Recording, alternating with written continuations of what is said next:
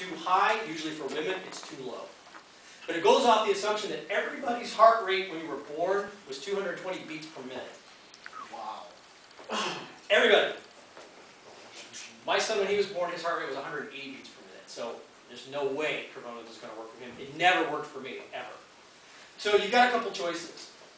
You can find a trainer who can actually give you a test. There's different kinds of tests. There's one we call a graduated cardio test, which is where we just put you on a treadmill, we have you walk, and we get some feedback from you how you feel. That's the one I use most commonly. It doesn't require any fancy equipment. And we can get an idea, we can get an estimate of what your maximum heart rate might be, or where your heart rate should be. But mostly you just go by perceived exertion. And when you're doing aerobic base training, that's probably the best thing to do, is go on how you feel. So your intensity level should be breathing comfortably. That's the key. Remember, we're talking about oxygen. We're talking about having a surplus of oxygen in the bloodstream. Okay? Because when we are actually converting, when they say burning fat, we are literally burning fat. It's a thermogenic response. And it's great. When I take people and they start doing the base training, they would get started on the treadmill and start walking. For 2 weeks, they would just, nothing would be happening. 2 weeks into it, I get a phone call. I think I'm having a heart attack or a stroke. I was like, what? What's going on? I got off the treadmill today, I didn't change anything. I'm like, beet red, I'm sweating like crazy, and I just feel fantastic. I was like, yeah, that's what's supposed to happen. You're burning fat. You're burning fat. You've got extra oxygen. All of your cells are getting oxygen. By the way, aerobic base training is not just good for endurance. It's good for cell growth. We see people, it's good for the immune system. It's good for you to get that amount of oxygen. Train the body to get oxygen into the blood. Because it doesn't matter how much air you inhale, if it's not getting in your blood, it's not doing anything. It's just filling up space in your lungs and coming right back out. So it's this, they'll experience that thermogenic response. They'll really be dripping with sweat, bright red. And I know I'm hitting that level when I feel the same way, when I'm doing training. I can feel it come on. Over time, I've learned to be able to sense, here it comes. I can actually feel my glucose levels stop. Anybody here hypoglycemic a little bit, get a little low blood sugar? You get that blood sugar response. You start to go, okay, I need to eat. If you ride it out, in a couple of minutes, suddenly it goes away. And then you get this kind of flushed feeling, and then you're sweating like crazy, even though you haven't increased your intensity at all. And that's that thermogenic response, and that does happen. So you kind of have to be your own judge on intensity. You have to kind of find out where you're going to go. If you're somebody who's rather physically conditioned, I have to jog to get into my base training zone. I can't even get there walking. I have to jog. If I get on the elliptical, I've got to increase the intensity a little bit. Not a ton, but I've got to do a little more than the average person has to. But I have friends who run marathons, they have to flat out run. We're talking 8 miles plus to get to that base zone where they can't get there. They hate that too, by the way. They hate it. You're telling us we have to do a lot of boring cardio, right? That's the bottom line. You have to do a lot of cardio, but you don't have to do a lot of cardio that's killing you. You don't have to go and do cardio that's going to wipe you out. You don't have to get on the treadmill and run your butt off, get on the bike and go as hard as you can up the hill. Yeah, you got to pick some boring cardio activity.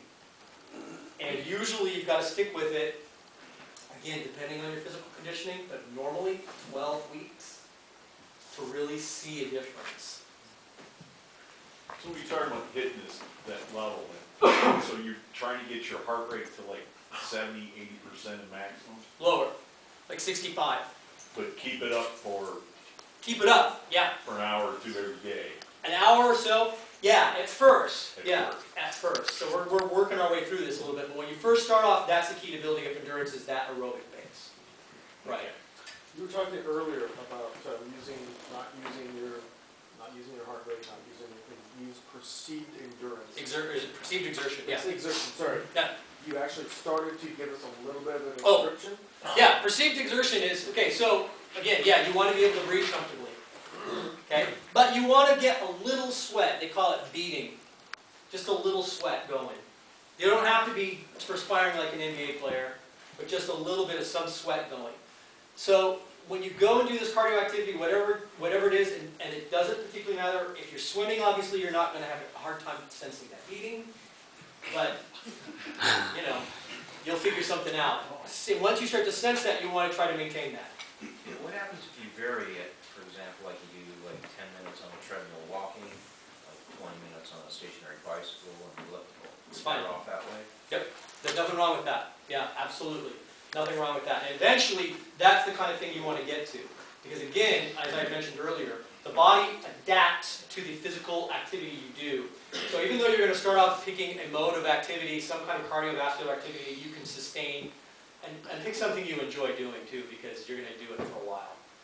After a little while, the body will begin to anticipate that activity. It'll store glycogen in those muscles. It'll adapt. So you will get less out of that activity. So if you vary the activity after a little while, and again, don't start off doing this after about week 6, at least by week, don't do it before week 4, but I'd say around 6 weeks, you can start changing up the activity. You can do 10 minutes on the treadmill, you can do 10 minutes on the bike, you can do 20 minutes on something else, whatever you feel like, start varying it up. And this is what I tell people too, if the activity is getting incessantly boring and you don't want to do it because you're bored to death, that's definitely a sign it's time to pick something new. Find something else to do, change it up. Throw your body off, don't let those muscles anticipate what you're going to do. What classifies as cardio? Cardio is any activity that's going to elevate your heart rate that you can maintain for 10 minutes or more at one time. Okay, so not weightlifting, but you can do endurance weightlifting, but that's a different kind of thing. How close does actual combat come to cardio? Not close at all. Nope. Nope. It is not cardiovascular at all. It's way too high. Way too high. It's most fighting. It's not technically anaerobic, meaning that you're actually in an anaerobic state, but it's considered an anaerobic exercise because it doesn't utilize that oxidative metabolism, the ability to burn fat for fuel, well enough to be considered cardiovascular. And that's part of the definition of a cardiovascular activity as well, is that you can actually start to use the oxygen to convert fat into fuel. What happens is when you're fighting, demand for energy is so high, the body does not have time to convert fat into glucose. It has to go to glucose in the blood, glycogen in the muscles. It has to go to those sources immediately for fuel. But if you've been fighting for any period of time, 3 months or more, most of us in here I think have been fighting more than 3 months, your muscles are well adapted. They're well adapted. They know what you're going to do. They train themselves to do it. Muscles, I tell people, are like circus poodles. You train them to do a trick, and they're going to do that trick over and over and over and over, whether you want them to or not, which is a whole other subject. So you don't need to worry about developing that. The best thing to do for that is to fight.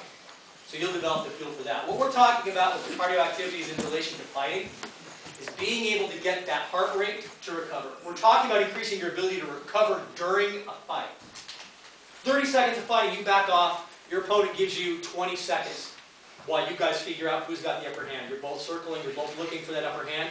While you're doing this, while you're backing off and looking at your opponent, your heart rate's recovering. Your heart rate's slowing down. You're getting oxygen to the muscles you just burned up. You're getting more sources of glycogen to the muscles that are working. So when you go back and engage, your opponent's tired, you're not. You're going to be fresh in the fight. That's endurance. We don't care how high your heart rate goes. I can take somebody's grandmother and get their heart rate high. We care how quickly it goes down. And aerobic base building is the key to that. So, I've done that with three grandmas. Yeah, come on, grandmas, let's go. So that's the basis, that's the beginning of it, but that's not the end of cardiovascular training, of endurance training for fighting. Okay? That's the beginning. So the first thing is you've got to build that aerobic base. Find a cardiovascular activity that you can do at a moderate intensity. Go with that perceived exertion. Don't worry about your heart rate. Okay? Ignore it.